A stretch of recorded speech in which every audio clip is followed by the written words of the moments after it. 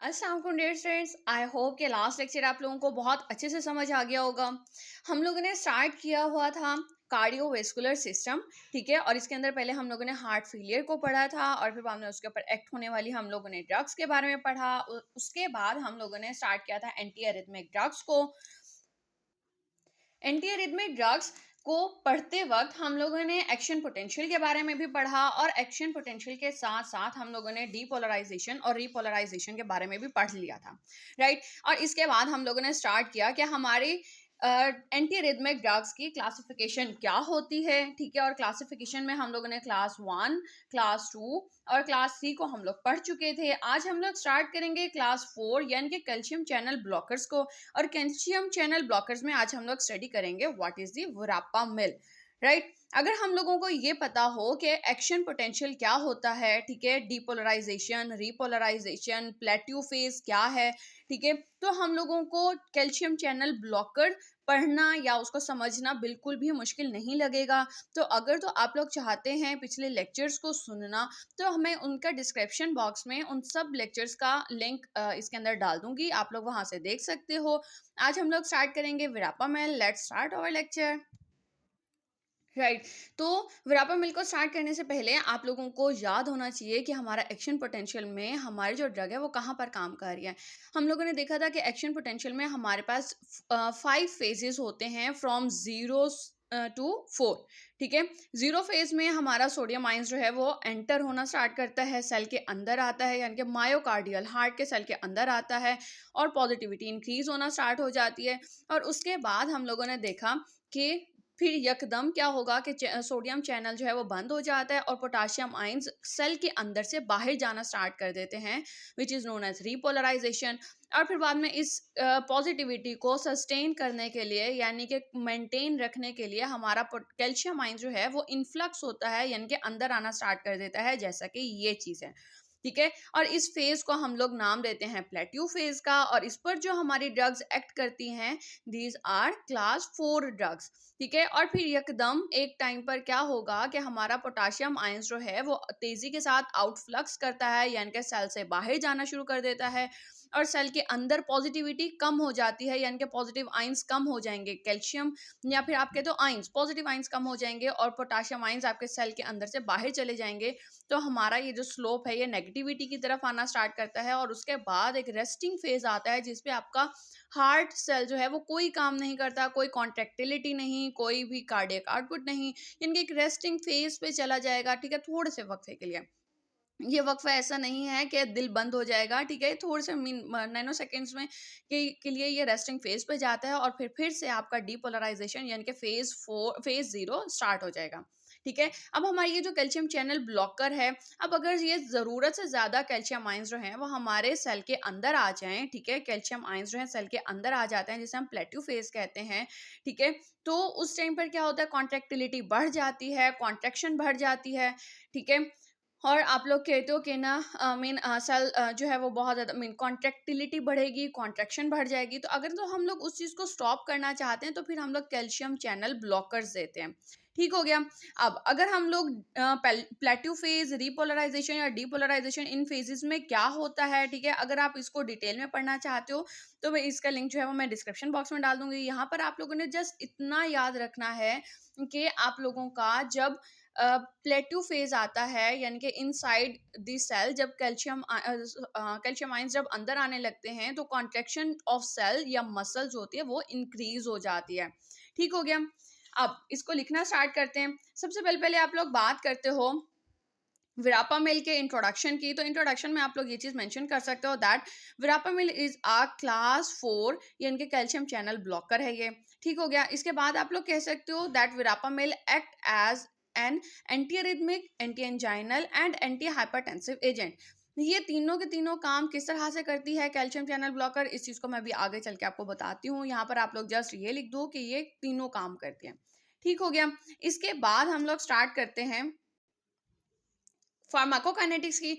तो अगर हम लोग फार्माकोकाइनेटिक्स की बात करें तो आप लोग कहते हो कि विरापामिल जो है rapidly and almost completely absorbed after oral administration. अगर तो आप लोग इसको ओरली देते हो, बजरिया दहन देते हो, तो ये तेजी के साथ और तकरीबन मुकम्मल ही ये जज्ब हो जाती है।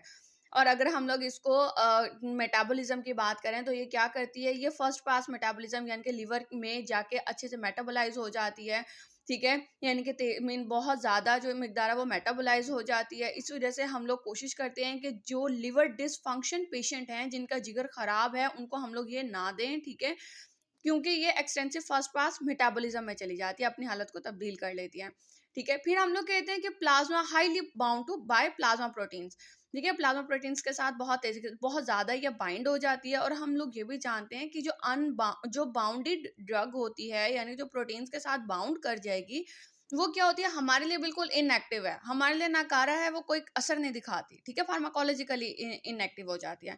और हाफ लाइफ की बात करें तो इसकी 3 to 6 आवर्स है, यानी ये कि ये मतलब कि अगर ली जाए तो ये तकरीबन 3 से 4 दफ़ा दिन में ली जा सकती है, मीन ली जाएगी।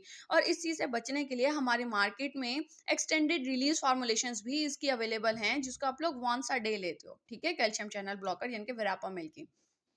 फार्माकोडायनामिक्स की बात कर लें तो फार्माकोडायनामिक्स में बहुत ही ज़्यादा डिटेल में अभी हम लोग पढ़ चुके हैं एक्शन पोटेंशियल में, ठीक है।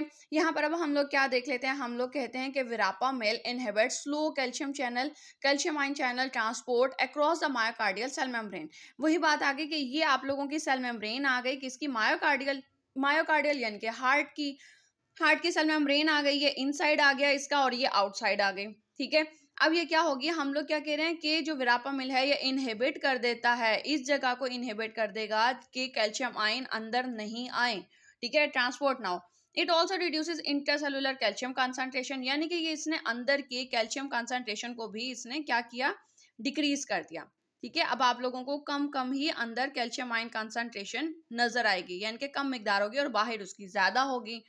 And in smooth muscle cells of the coronary and peripheral vasculature, यानी कि हार्ट के भी और पेरिफेरल इर्द गिर्द के वेसल्स में भी आपको कंसंट्रेशन इनसाइड द सेल कम मिलेगी और बाहर ज़्यादा मिलेगी। अब अगर अंदर नहीं आएगा कैल्शियम तो जाहिर सी बात है कॉन्ट्रेक्टिलिटी कम होगी, कॉन्ट्रैक्शन कम होगी, तो यानी कि हमारे लिए ये मुफीद हो जाएगा, किसके लिए, यानी कि ब्लड फ्लो ज़्यादा होने लग जाएगा। जब वो कॉन्स्ट्रिक्ट नहीं होगी, ब्लड ब्लड आराम से उसके अंदर से फ्लो करेगा, ठीक है, तो हमारा जो मीन जहाँ पर हमारी डिजायर्ड साइट है वहाँ पर खून पहुँच जाएगा, ठीक है, खून के जरिए ऑक्सीजन भी पहुँचेगी और हमारा ब्लड फ्लो नॉर्मल हो जाएगा, तो यानी कि रेजिस्टेंस भी कम हो जाएगी, यानी कि हमारे तीनों काम हो गए, एंटी अरिथमिक भी, एंटी एंजाइनल भी और एंटी हाइपरटेंसिव भी, ठीक हो गया।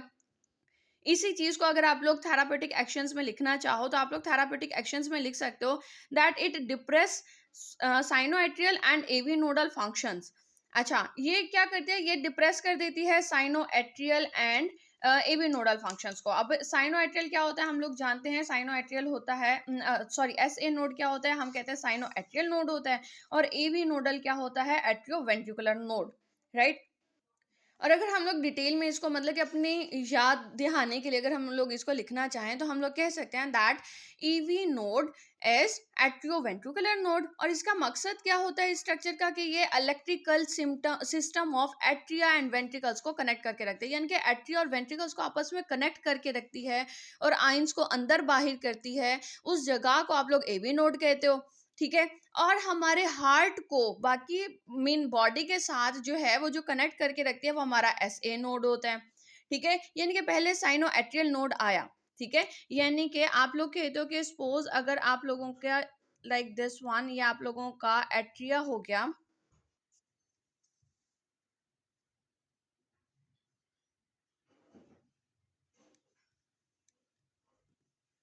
ठीक है, आप लोग कहते हो यहाँ पर हार्ट के जो एट्रिया है यहाँ पर हमारा एस ए नोड मौजूद होगा, ठीक है, और हमारे एट्रिया को वेंट्रिकुलर के साथ जो कनेक्ट करके रख रहा है वहां पर हमारा ए वी नोड आ जाएगा, ठीक है, यानी कि Sinoatrial node generates an electrical signal that causes the upper heart chamber atria to contract. ठीक हो गया, the signals then passes through the AV node to the lower heart chambers that is ventricles. यानी कि हमारा वो heart का chamber यानी atria जहाँ पर जो हमारे हार्ट को मैसेज पहुंचाता है, इम्पल्सेस देता है, this is called as S A node. और जो हमारे एट्रिया को वेंट्रिकल से कनेक्ट करके रखता है that is called AV node यानी कि एट्रियो वेंट्रिकुलर नोड। अब यहाँ पर होता क्या है कि ये डिप्रेस कर देता है एस ए नोड और ए वी नोडल फंक्शंस को, और इन दोनों में ज़्यादा जो करता है वो ए वी नोडल फंक्शन को ये डिप्रेस कर देता है, कम कर देता है। ये मतलब कि कम कर रहा है, यानी कि अब आयंस की जो कंडक्टिविटी है, अंदर आना बाहर जाना जो है वो कम हो गया है, यानी कि हमारा कैल्शियम आयंस अंदर जो है वो कम आएगा। यही काम करता है ना हमारा एट्रोवेंट्रिकुलर नोड। ये हमारे आयंस मीन आयंस के चैनल्स को जो है यानी कि कंडक्टिविटी दे रहा था, यानी कि हमारे हार्ट को मैसेज पहुंचा रहा था। अब अगर ये एवी नोडल फंक्शन को ये डिक्रीज कर देता है, तो यही वजह बनती है कि हम लोग विरापामिल को as an anti arrhythmic agent लेते हैं। ठीक हो गया। अब क्या कहते हैं, हम लोगों ने भी बात की थी कि एंटी अरिथमिक होता है, एंटी एंजाइनल होता है और it act as anti hypertensive. तो आप लोग कहते हो एंटी अरिथमिक का किस लिए होता है? क्योंकि स्लो डाउन कर देता है हार्ट रेट को by improving heart supply, sorry blood supply. ठीक है, ब्लड सप्लाई को ये बेहतर बना देता है। ठीक है, कैसे करके कि ये हार्ट रेट को कम कर देगा, रिदम को कम कर देगा। एंटी एंजाइनल कैसे हो गया कि ये इंक्रीज कर देता है मायोकार्डियल ऑक्सीजन सप्लाई को। अब जब जो आपकी वेसल है, मायोकार्डियल वेसल्स हैं या मसल सेल्स हैं, तो आप कहते हो जब वो कॉन्ट्रैक्ट नहीं हो रहे, वो रिलैक्स होकर अपना काम कर रहे हैं, तो क्या होगा, ब्लड भी आसानी के साथ फ्लो करेगा और उसके साथ ऑक्सीजन भी बराबर बराबर पहुंचेगी आपके हार्ट को। अब जब ऑक्सीजन पहुंचेगी हार्ट को, तो वो काम करेगा एंटी एंजाइनल के तौर पे भी और एंटी हाइपरटेंसिव के तौर पे भी, क्योंकि पेरिफेरल वेस्कुलेचर रेजिस्टेंस भी कम, सॉरी कोरोनरी रेजिस्टेंस भी कम हो रही है और पेरिफेरल वेस्कुलर रेजिस्टेंस भी कम हो रही है। ठीक हो गया। अब थेराप्यूटिक डोजेस की बात करें तो हम लोग इन्हीं तीनों को यहाँ पे लिख सकते हैं कि in hypertensive, in angina pectoris, और हम लोग कहते हैं in arterial arrhythmias then ventricular arrhythmias. हम लोग आर्टीरियल एरिथमियाज में इस्तेमाल करते हैं देन वेंट्रिकुलर एरिथमियाज। और अगर हम लोग एडवर्स इफेक्ट्स की बात करें तो आप लोग कहते हो कॉमन, मोस्ट कॉमन जो एडवर्स इफेक्ट है वो इसका कॉन्स्टिपेशन होता है। इसके अलावा इसका गैस्ट्रिक डिस्टर्बेंस से related nausea, vomiting, headache, weakness and gastric disturbance भी होता है। इसके अलावा आप लोग लिख सकते हो कि ये हाइपोटेंशन भी कॉज करती है। ठीक है, यानी कि ब्लड प्रेशर को कम करते करते करते ये हाइपोटेंशन भी कॉज कर सकती है। ठीक हो गया। यहाँ पर हमारी जो एंटी अरिथमिक ड्रग्स हैं वो कंप्लीट हो गई हैं। आई होप कि ये पूरा का पूरा चैप्टर आपको बहुत अच्छे से समझ आ गया होगा। नेक्स्ट लेक्चर में हम लोग इंशाल्लाह हाइपरटेंशन क्या होता है और एंटी हाइपरटेंसिव एजेंट्स क्या होती हैं, हम लोग उसके बारे में डिस्कस करेंगे। और आई होप कि आप लोगों को लेक्चर्स बहुत अच्छे से समझ आ रहे होंगे। अगर अभी तक आप लोगों ने चैनल को सब्सक्राइब नहीं किया तो आप लोग काइंडली सब्सक्राइब कर दें, और अगर कोई भी क्वेश्चन हो तो आप लोग कमेंट सेक्शन में क्वेश्चन कर सकते हैं। अब तक के लिए इतना ही। Thank you so much. अल्लाह हाफिज़।